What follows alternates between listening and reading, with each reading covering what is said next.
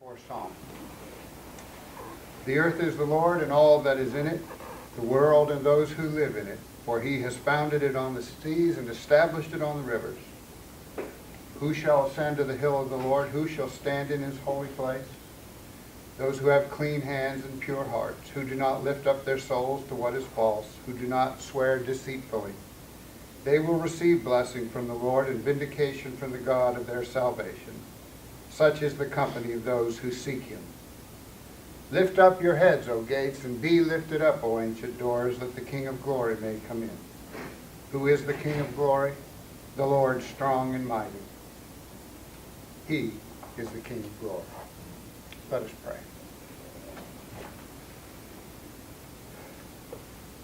Good morning, Lord. We thank you for this beautiful day. We give you thanks for the night's rest. We give you thanks for the day's work that is ahead of us. We thank you for this breakfast and the food that we are about to share.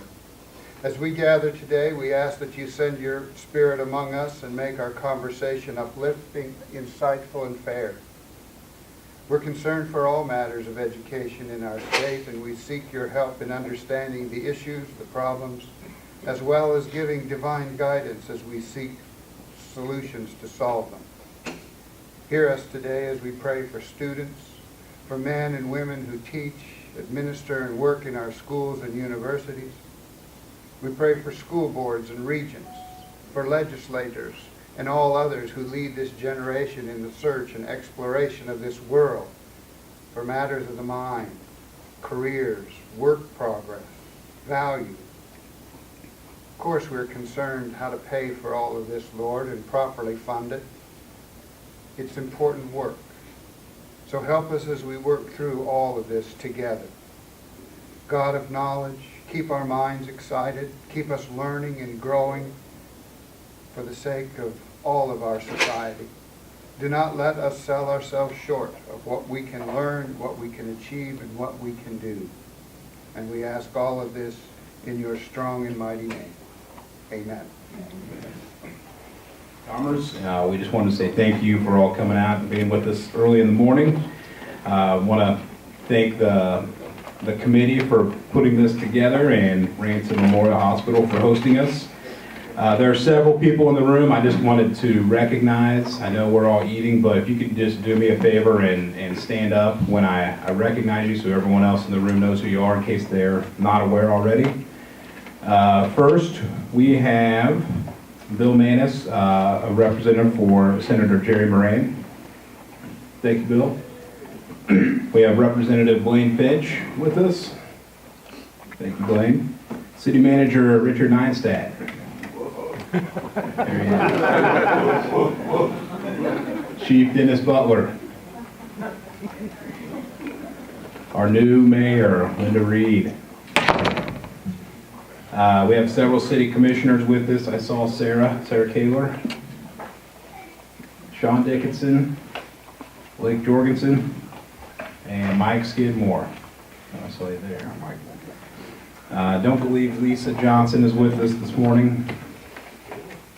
No? Okay. County Clerk Janet Paddock. There she is. We have some county commissioners with us. Roy Dunn. Don Stottlemyre. Franklin County Sheriff Jeff Richards. Thank you. We have Superintendent from USD 288, Jim White. Hi, Jim. Do you have any board members with you? Okay. We have Superintendent from USD 290, Dr. Jeannie Stroh. Hi, Jeannie. Do you have any board members with you that you want to I do. recognize? Susan Ward and Linda Alderman. Thank you. All right. Well, thank you all for being here. I'm not going to steal this mic very much longer, so I'm going to ask our Chamber President, John Cohen, to come up and introduce our guest speaker for the day.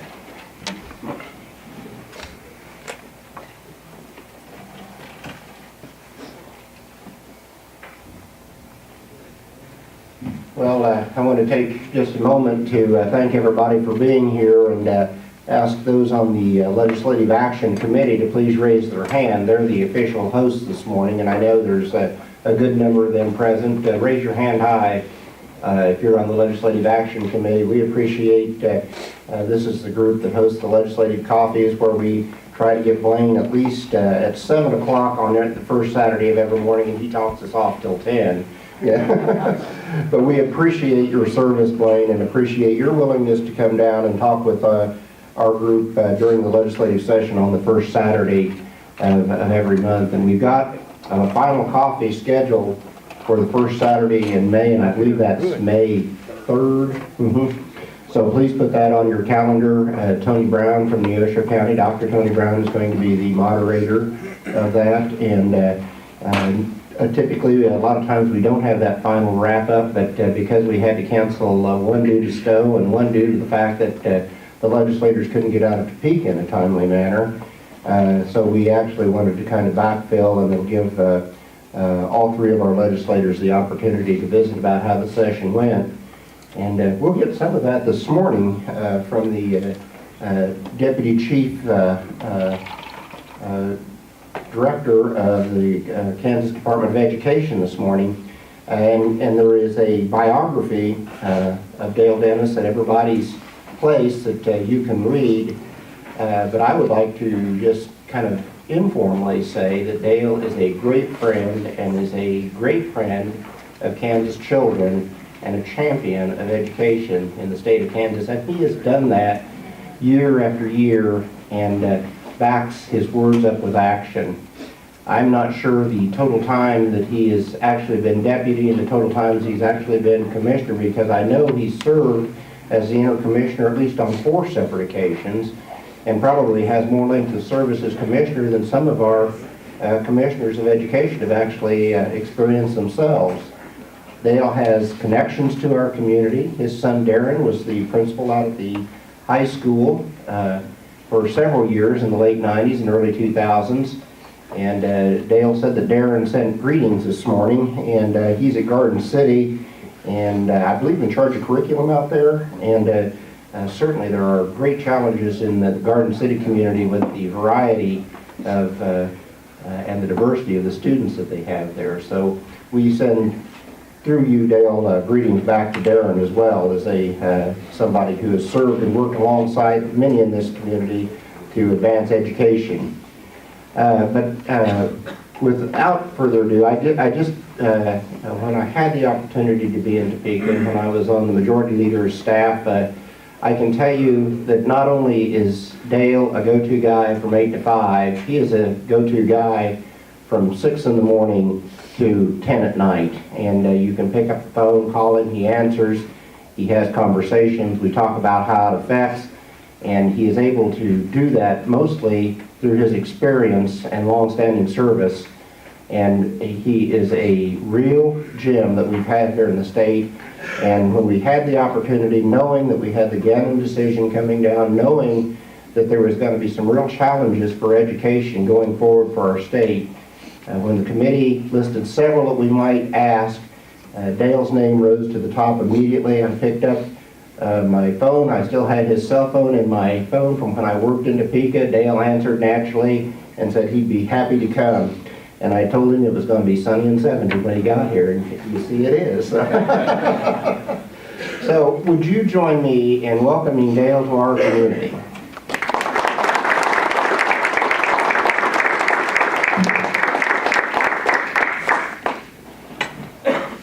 It's great to be amongst so many dignitaries. I usually just talk to legislators and superintendents. I don't get to do that. Excuse me, Blaine. It is good to be here. And I need probably to apologize a little bit to Jim White, Jeannie Schroer, and Blaine, because they've heard me talk probably more than they want to. And anyway, it is good to be here. I'm gonna. How long am I supposed to be here? You got till 8:30. 8:30. All right. If you get done before I do, let me know. Is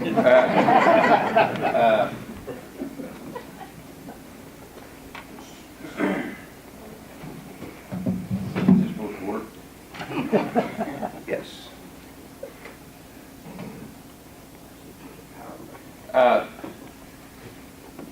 I'm not gonna spend much time in the first couple, 3 slides, but I want you to follow the concept.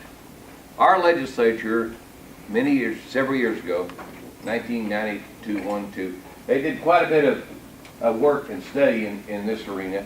But what they decided to do, to try to equalize it for all kids, and is we'll count the kids' enrollment, then we'll adjust the enrollment based upon the kind of exceptionality the kid has.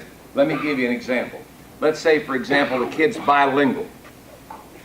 I know a kid's at risk.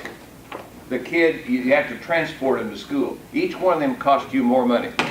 And one thing, don't get caught up. I spent my whole life here, and it's something that's really easy to do.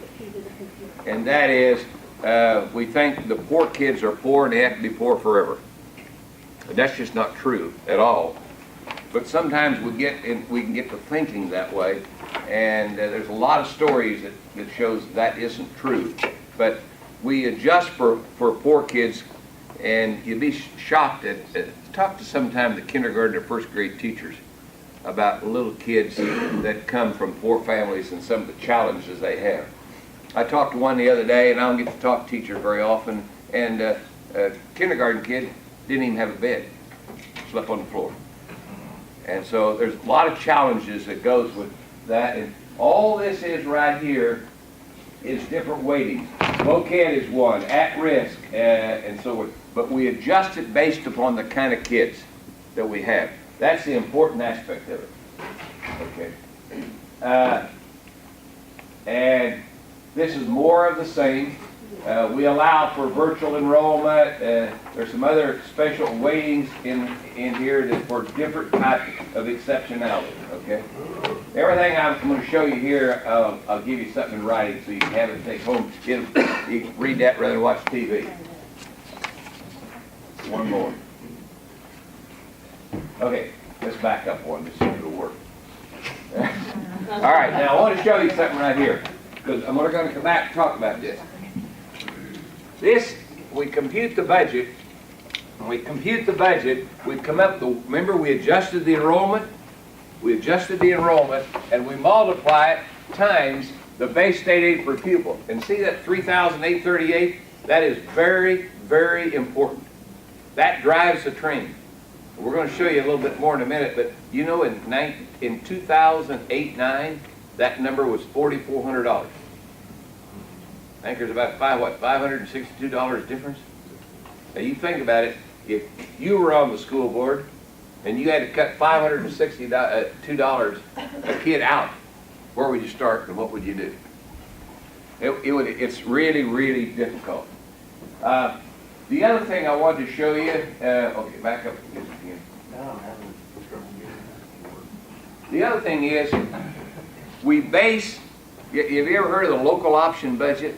That's another fund, other than the general fund, that you can levy if you need additional funds. Now, every district's got a local option budget. Every district, not even close. And the reason is because, in all honesty, we haven't funded the base amount per pupil. When you go from 4,400 down to 3,838, they've used the LOB to help make up that loss, to help cover. That's the way you want it? One more. Back. And you'll notice right here, the local option budget is based upon a base state aid per pupil of 4433. That's what we started the school year with in 2008-9. We cut it through the year and went to 4,400. But notice the difference between these two. That is the amount this particular district is being shorted because the base dropped from 4433 down to 3838. So that's what they got. That's what you got to cut. If you're responsible, that's how many dollars you got to cut. So you adjust it based on the kind of kids you got. Okay, now we can go. Now I want to show you one other little piece. In Kansas, once you determine the budget, we got the budget right here. Make it fair and equitable to everybody. Everybody levies 20 mills. Now, there's some other minus small revenues, but these 3 lines right here is all the 20 mil levy. Everybody levies 20 mils, and the state makes up the difference. That's the bottom line.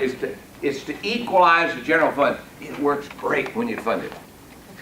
I mean, it does. It's it works exceptionally well when it's funded.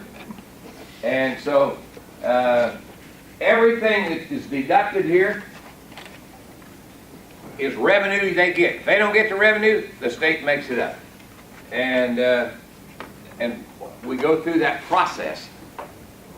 And you levy 20 mils. Now, there's something else unique about the 20 mil levy. Anybody want to know what it is? It's unique. The first $20,000 in such valuation on your home is not counted in the 20 mils. With me?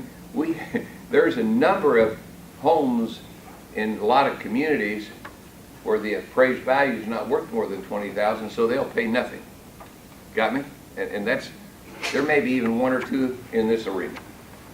But a lot of other places, you'll find a lot of them. But, okay. Now, you kind of got the concept. Now, let's go back and take a look and see the history of where we are. Go ahead. No, going the wrong way. One more. Forward. There we go.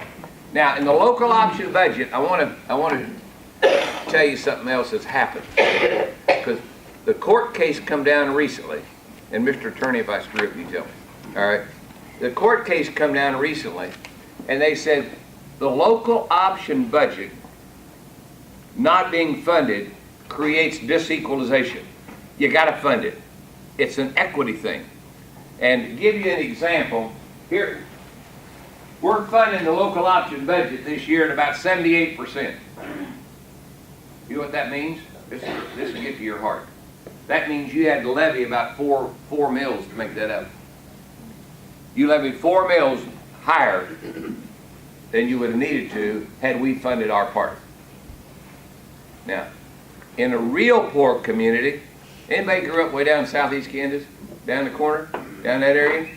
Anybody? Galena? That proration cost them 19 mills. 19 mills.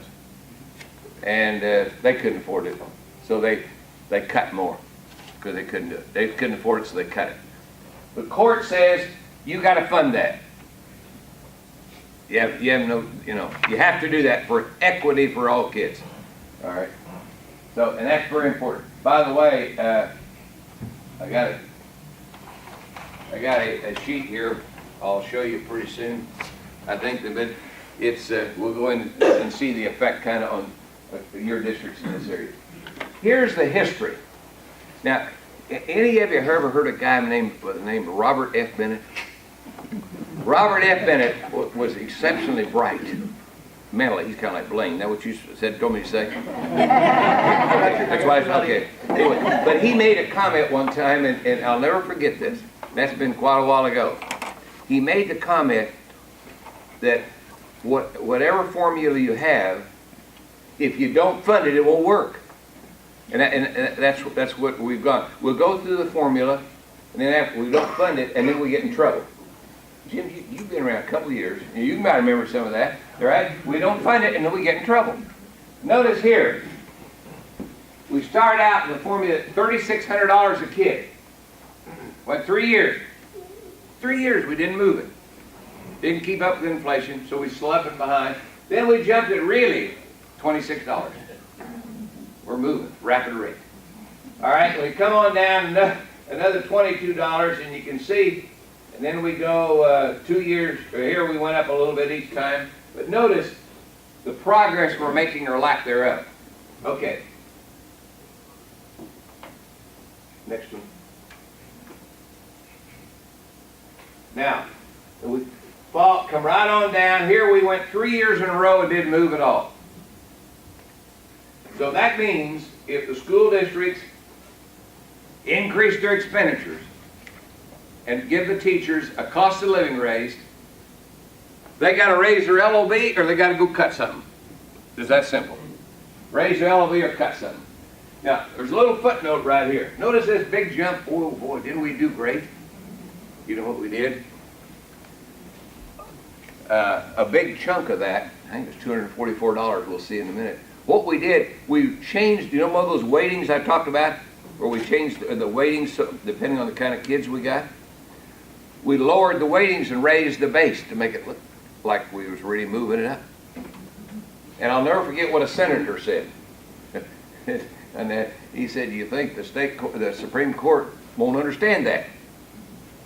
You know, because we changed it, but it didn't do anything. And so out of that increase, $244, that's smoking, he called it at the mic, down the House floor, smoke and mirrors, what he called it. So I'll show you a slide on that in a minute and what the real effect is.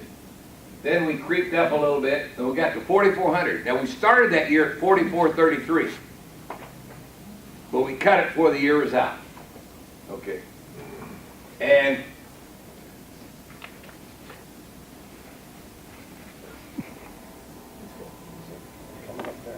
am I doing something wrong? There we are.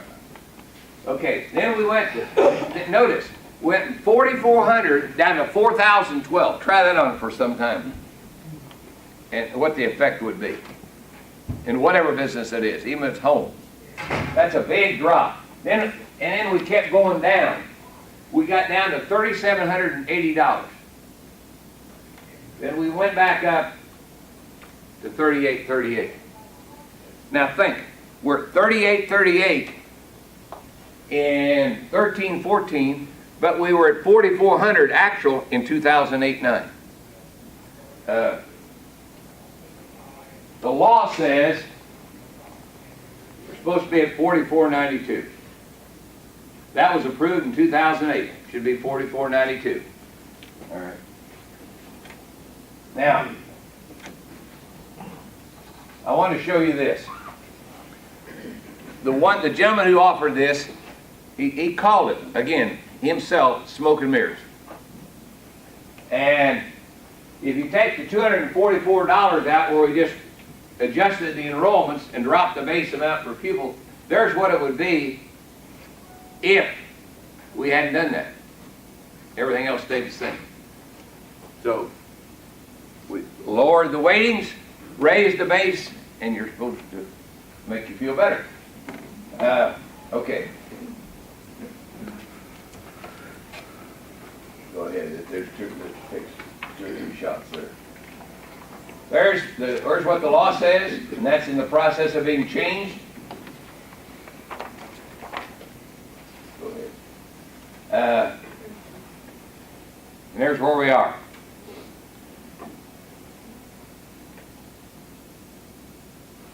Now, I did not prepare this next sheet because that somebody might think I'm a little bit biased. So the legislative staff did this, but it kind of puts it in perspective. The 3,600 in 1992, if you just apply the consumer price index, it'd be 6,001. At 4492, which the law says today, would be equated to 2694. 3838 would be the same as 2307 in 1992. And that was done by legislative staff. Here's a statement that was made by legislative post-audit. This was done by the legislative staff that do audits all the time. In the cost function results, a 1% increase in district performance outcomes was associated with a 0.83% increase in spending. So spending does make a difference. It does make a difference according to that audit. Okay. I want to show you this. You hear a lot of stories about state aid has gone up for the last few years. You ever heard that? That's true. State aid has gone up. Let me tell you where the state aid's gone. You got, this is in front of you there, but take a look right here. Bond and interest, capital improvement, that's gone up substantially in the last few years. But what do you do with bond and interest money? Build buildings. That's right. You pay off the loan on the buildings. You pay off the loan on the buildings. And scroll on down. Here's another one I just mentioned right quick before we go there, John. Look at special ed. Special ed's extremely challenging. Jeannie and Jim, would you agree with that? It is. We had 427.7 million, and then we had 430. So it's gone up practically very, very little over that period of time. And you know what's happening in special ed? The number of kids is not increasing substantially, but the severity of the children are increasing. And part of that's due to the outstanding medical profession. We've saved children that we used to lose. And so, the cost of that continues to rise. And the other one I wanted to mention that's gone up substantially is capers. What we did, and I'll never forget this, sometimes being old helps you. It said we had, they changed the capers law for everybody, the state retirement system, and this includes everybody. And they changed it and made some amendments to it 20-some years ago. And I'll never forget the committee meeting. They come back and said, we can't compute the exact cost of this. It'll take about 3 years to get an actuarial cost. And they said, well, we'll come back and we're in good shape. We'll fix that in 3 years. Well, how long was it? It was closer to 23. And in that time, we got behind. And so the bottom line, so they're trying to get caught up. But the money for capers, Jim, Jeannie, what do you do when you get your capers checked? We don't even get it. It's kind of weird. What happens is, it's set up so they send it to school districts. They want you to be on your books. It bounces back to Topeka the same day it hits your bank. So it's set up so the minute it hits the bank, and all you do is record it, and it goes right straight back to capers. We used to walk across the street and give it to them, but they wanted it to show up in school district books, which is fine, and so it goes across. I want to show you one more thing that sometimes forget you hear about state aid going up, and it has the last few years. But here's what somebody sometimes will forget to mention it. Right here, you'll notice that we got some ARRA money. That money that came out of Washington to help with the recession and all that. We had $145 million in general state aid and $54 million in special ed. Well, notice the next year we didn't get hardly anything. The only reason we got that, one of the Carolinas turned down their money, so we got our share of their money. So the bottom line, but the federal aid goes away, and we used it in lieu of state aid. Then if you look up, the state aid will go up to help make up that, but it didn't make it all up. It did not make it all up. Remember we dropped to 3780? Well, state aid went up, but our expenditures had to go down. I wanted to show you this. This was prepared by the legislative research staff, and we got some experts in here, I'll bet you. Got any tax accountants? Most people on Main Street. Pays no state income tax now. And LLCs, limited liability corporations, and who usually makes up limited liability corporations? Blaine, would you want to say who that is? I have a lot of clients. Yeah. But usually it's professional organizations, doctors, lawyers, anybody, professionals, architects, engineers, people like that. They pay no income tax. And it also lowered the rates. Like the high rate was 6.45, and I think it's down now to 4.9. Okay, now, this is a projection by the legislative staff on the revenue totals. And you'll notice here was the 2012, the first 3 lines, and here's 13, the changes we made. And you can see going across the income tax changes and the lost revenue. Some would say that's great, and many do. We're going to grow the economy and we'll make up all that. And time will tell us that. Time will tell that. But anyway, you can see, now, you hear a lot of discussion about the court case. A lot of publicity. And here's kind of in summary what the court said. The court says you got to fund the local option budget. That's an equity thing, a fairness issue. The second thing you've got to do is you have to fund the capital outlay equalization. If you make a mill levy in capital outlay in Galena, Kansas, you're going to get about, say, 4 mills will produce about $50,000. 4 mills in Burlington produces a few more dollars, a lot more dollars. So this was to equalize that to some degree. And when you equalize it, so forth, he said you got to fund that, and you got to fund the equity on the LOB. Now here's the peanut. The case is not over with yet. Then they said you have to go back to district court, and you have to. And here's the criteria. They gave you the criteria. You decide how much the base amount per pupil should be. With me? Should it be 38, 50? What should it be? So there'll be sometime probably in the near future a hearing on that. Both sides will present their case, but the district court will have to decide what they believe that a base amount per pupil will be based upon testimony they received from both sides. I'm not real sure what the court will say, but right here, folks, is where the money is. Right there's where the money is. And if we go back and we look at the base amount per pupil, for every $100 you raise that, it'll cost about $68 million. So each $100 will cost $68 million when you raise the base.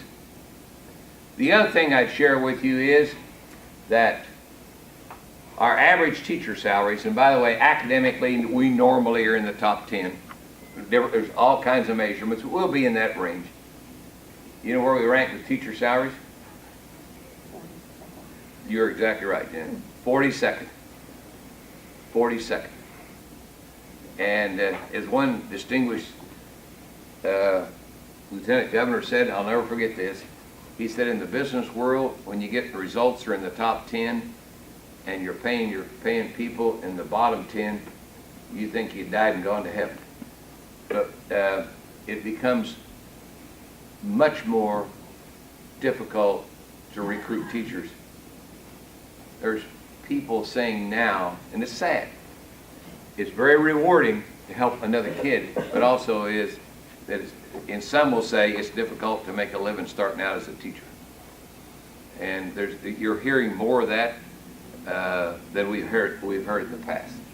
So we had one district I talked to the other day. They're in good financial condition, and you can see why. And this in Kansas, their beginning teacher salary is $30,000. And that's all of them, and they all have to have at least a bachelor's degree to start. So that gives you some of the idea. That court case, I don't know. Blaine, what would you guess before we'll hear anything out of that court? You got any idea? Next year, probably mid to late next year. Yeah. And that'll be a difficult decision to make, but that's where the money is. And let's say, just to bring it back up, folks, to where it was in 2008-9, you know, you're getting up close to $400 million. $400 million. And so, anyway, that will be a challenge, and you want to watch for that. There will be a lot of publicity associated with that. Okay, something else that you hear a lot about is, well, we're spending $12,781. Have you heard that on some of the news articles? Per student. So I said, what would you say to that? And I said, well, what a shame we spend twice that much to lock them up. With me? Check the cost to lock them in prison. You know? So that includes everything. That even includes gate receipts to ball games. That includes food service. That's everything. Activities. Everything. If you give them a gift, gifts are counted there. Everything's counted. It's $12,781. And you'll notice it hasn't changed appreciably in the last few years. And a lot of those changes has been due to two things. A little increase in the LOB and bonds. Okay. Oh, that's just footnotes.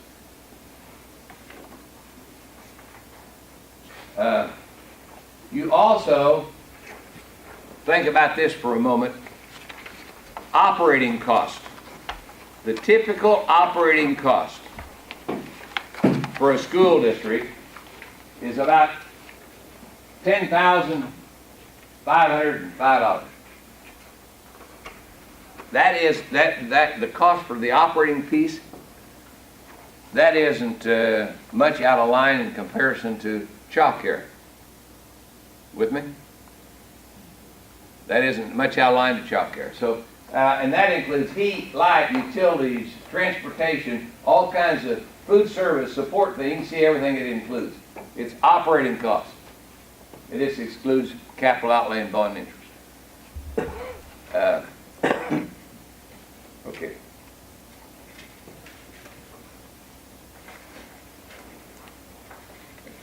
Now, one more thing I want to give you. Go ahead. Let's have to think about this. To give you an idea of our state, and many of you are well traveled in our state, what do you think the size of the school districts range? What would you guess? What's the largest, the smallest, and what's in the middle, roughly? What would you guess? Somebody be brave. Small is 100. Huh? Small district, 100 students. We got some, yeah, there's some less than 100. What's the largest? Anybody want to guess?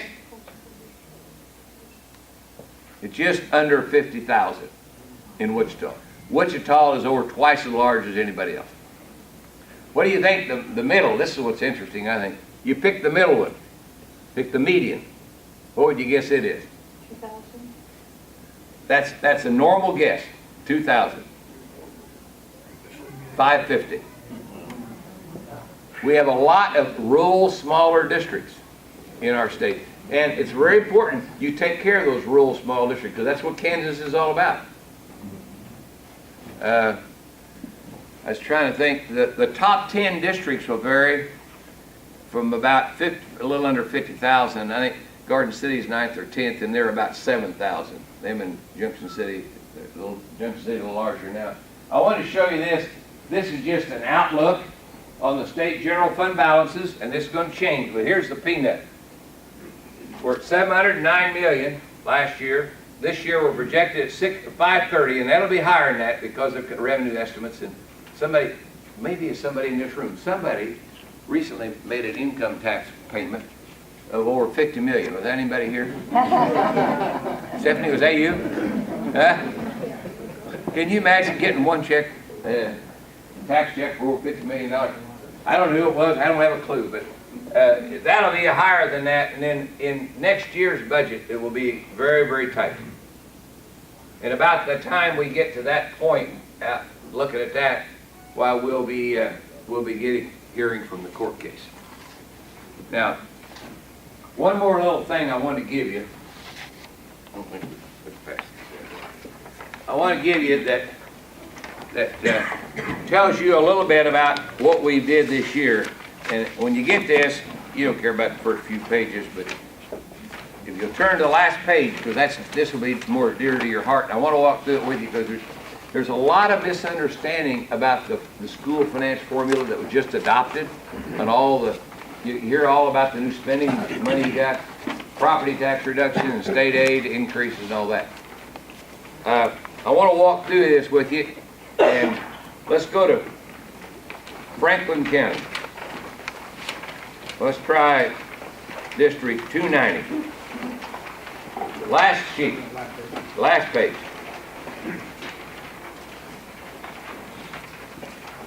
Okay.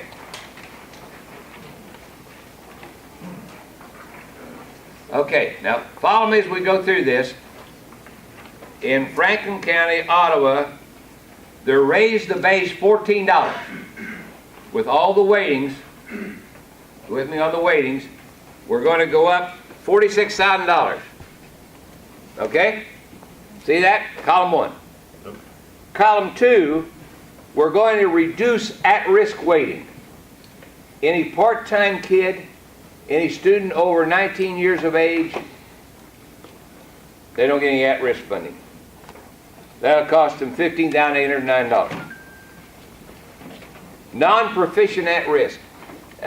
You don't have very many of those, but that is students that are not on free lunch that didn't meet the proficiency standards for math and reading.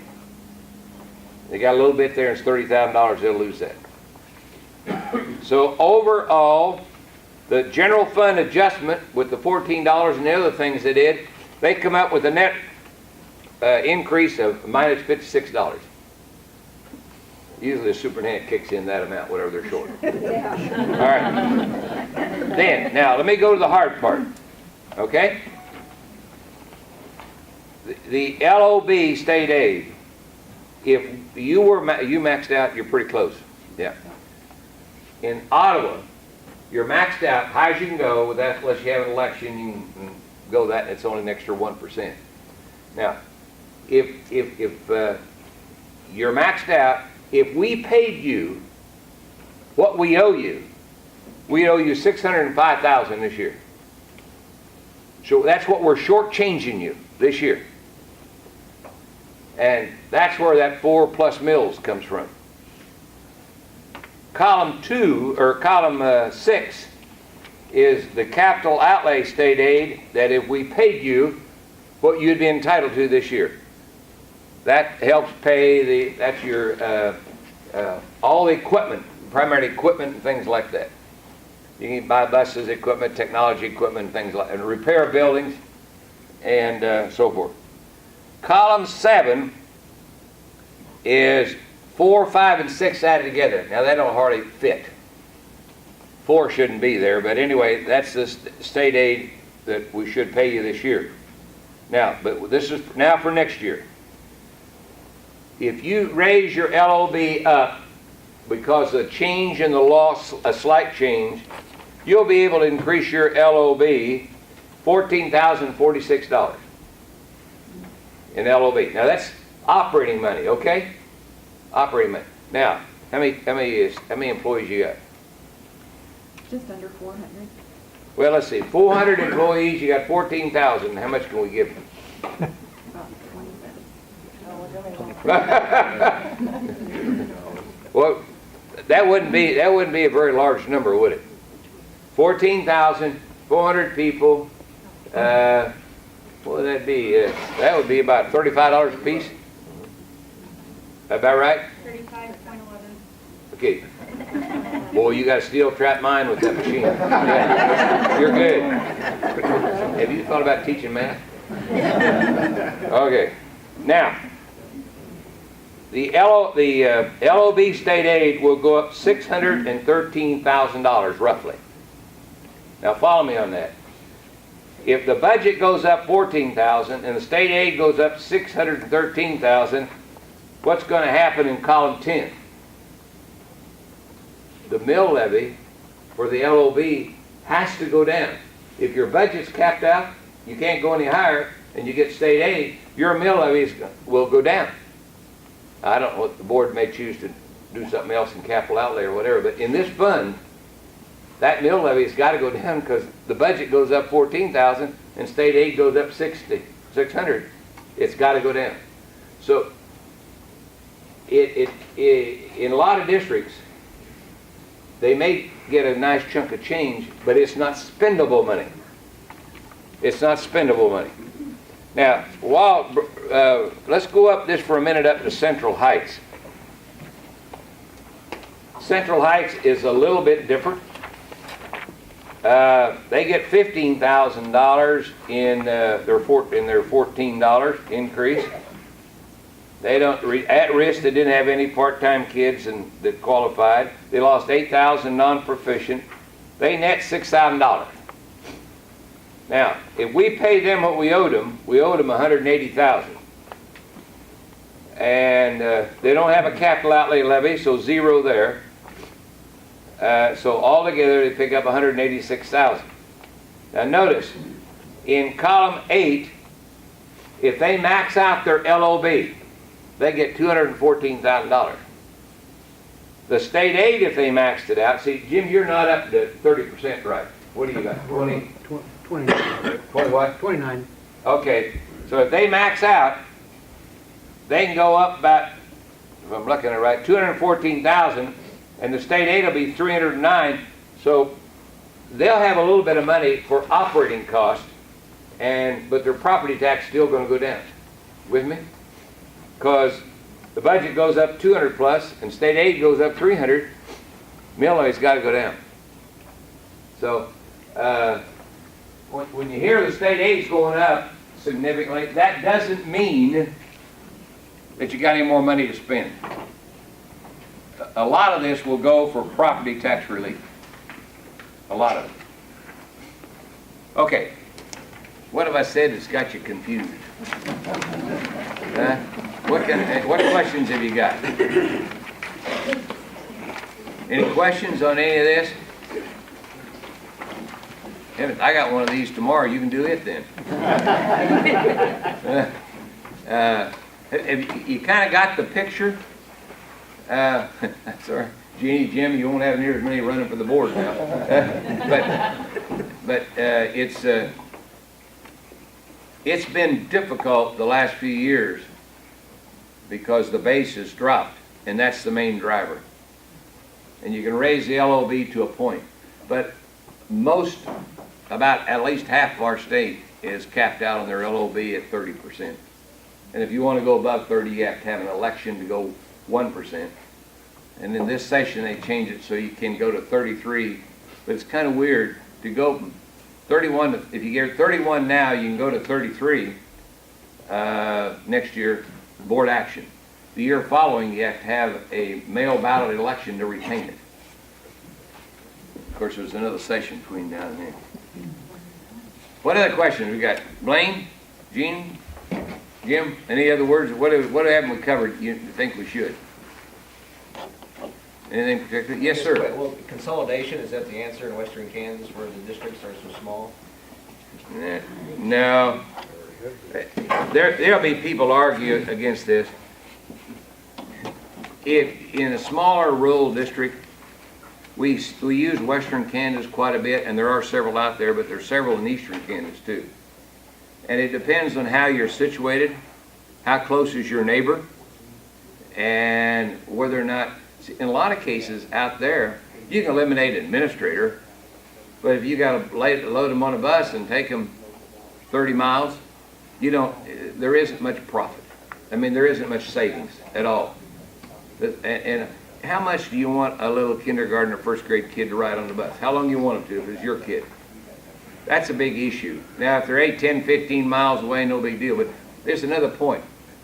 What do you think the square miles, school districts, what do you think the small and the largest, the variance would be in our state? Not that much. Well, Galena is the smallest now. Elwood joined with Wathena, so it's now Galena is the smallest, 13.5 square miles. Syracuse is in what? Hamilton County, I believe. They're 992 square miles, I believe it is. 992 square miles. Garden City's second at 926. And I think third is Coldwater, Comanche, down in Comanche County. Coldwater Protection. But you can't give a blanket statement that. And also, if you eliminated all the superintendents in the state, compared to the total cost, it isn't very much money. You with me? And it's just not that much. We have about 286 districts, but the number of superintendents we have is a lot less than that because a lot of them serve double roles.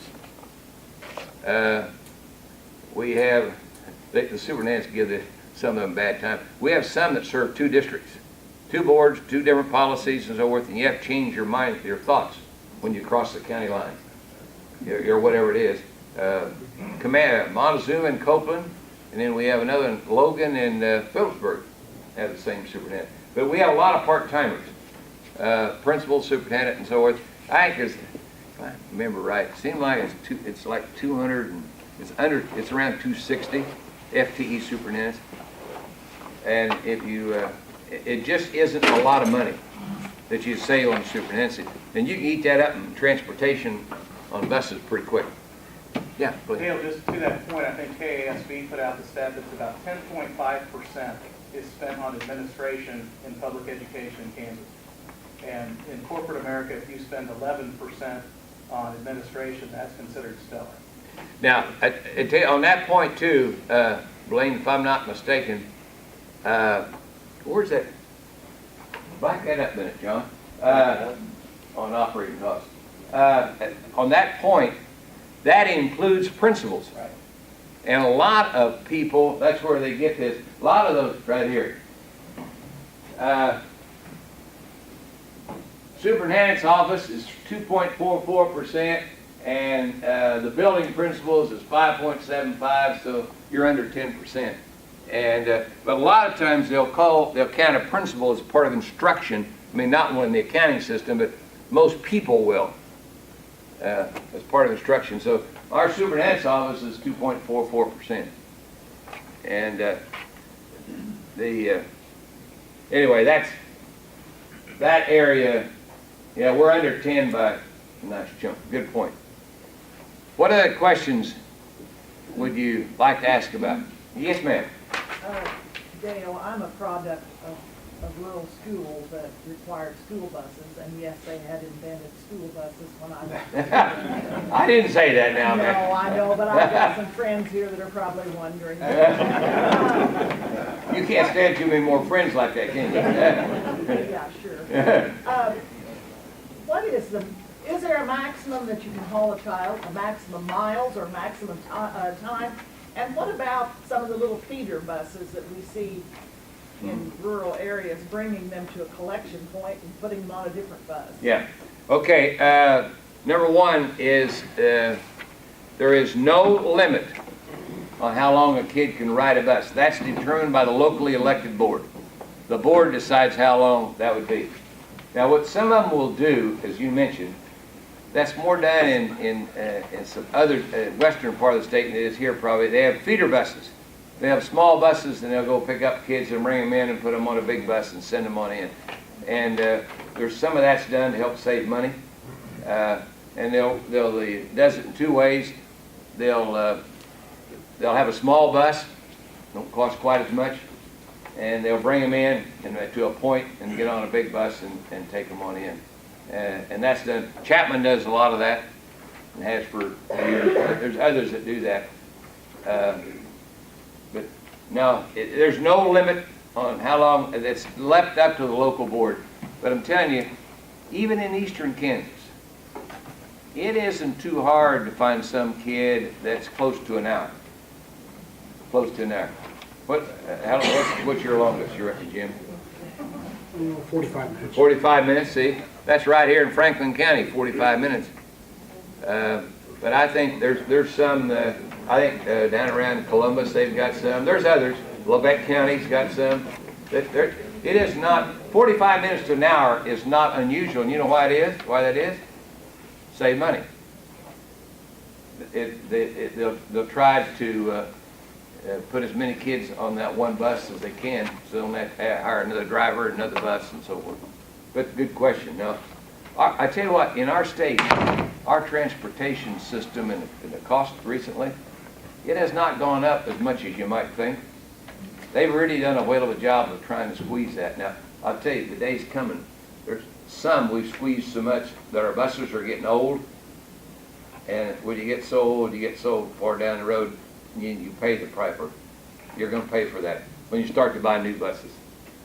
And most of there's a few, we have about half our kids on contracted buses, but there's not very many districts. I don't know, 30, 35, 40 districts contract. The rest districts running themselves. And the contractors, the reason I say that is like Wichita, Shawnee Mission, or Blue Valley, they contract a lot of others. Rural areas, most of them do it on their own, unless they have a local contractor that's been there forever. Well, then what about activity buses to try to help the rural kids get home from practices and things. Is that very common? Not near as common as it used because money got tight. It used to be, it was not unusual at all for rural kids to have activity bus after athletics, you know, and other activities, forensics debate, all that, have run activity buses. But I think, I don't know, Jim, Jeannie, I think there's less of that than there used to be because it got expensive. But the other side of that coin, you got to be careful because they'll pool rides and all that stuff. But some parents that are at the end of the row and are poor, that creates quite a problem. It is. And I know some that had to cancel that for money purposes, and Superintendent Pertner got emotional because they had to do that because they knew what the effect was going to be on the kids and the parents. But there's some of that, but not as much as there used to be because the money got tight. By the way, yes, sir. Do you have, do you track information or data on the amount by district of activity fees that are charged for a child to go to school? No, not specifically, but I can tell you this. There's a wide variation, a wide variation. For example, in fees, Kansas City, Kansas, 85% of their kids are on free lunch. And so they don't charge many fees because there's nobody to pay it. You with me? I mean, they're exempt automatically by statute. And so it all boils down to, no, we don't track the fees, but there's a wide variation. And a lot of it goes back to the value system of the local boards and whether the district's got the money to pick it up. But as money got tighter in some areas, the fees went up because they didn't either cut the program or raise the fees. So we don't track individual fees. But I can tell you, I have a junior in high school at Blue Valley. I pay over $1,000 a year in additional activity fees. I wasn't going to mention districts, but that one would be up there. Jim, yours wouldn't be near that in centralized, not even close. We don't pay any. Don't have any. That goes back to the value system of the board and the community. That's. We're done. You guys get nervous. I didn't see you hold your hand. You can go to the restroom. That's okay. Thanks a lot for being with you. Thank you.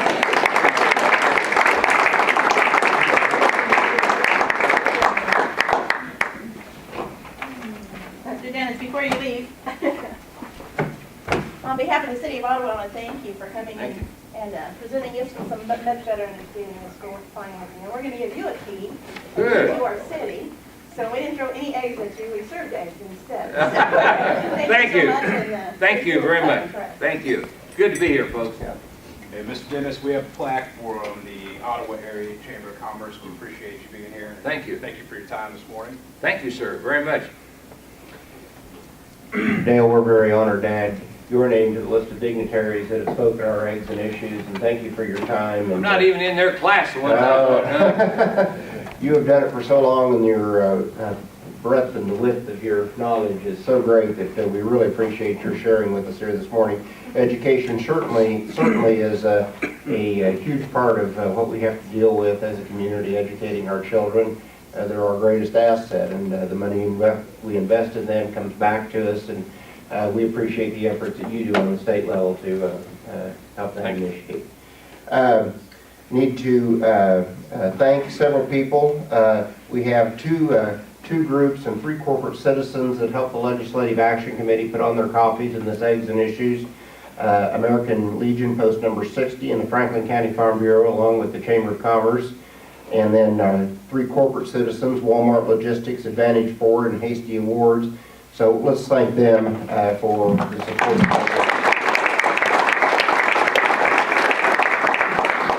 And I just want to close with our calendar of events. Charlie, it looks like we're going to be over at Faith Lutheran Church on Friday morning for a coffee. So Faith Lutheran Church at 8 o'clock Friday morning. We've got a ribbon cutting at Precision Cancer Center, the new medical, well, the Gibson Medical Arts Building, which is just across the street, 1402 South Main. That's Thursday, May 1st. So that's a little different than our normal ribbon cuttings, so make sure you have that correct on your calendar. Then the very next day, we have a chamber coffee to honor retiring teachers in USD 290, and that's out at the school board office. And then on Saturday, May 3rd, will be our last legislative coffee, and we've mentioned that. So appreciate everybody taking time out of your day this morning to learn a little bit more about education. And as we leave, stand up, leave, let's one more time thank Dale for coming and sharing.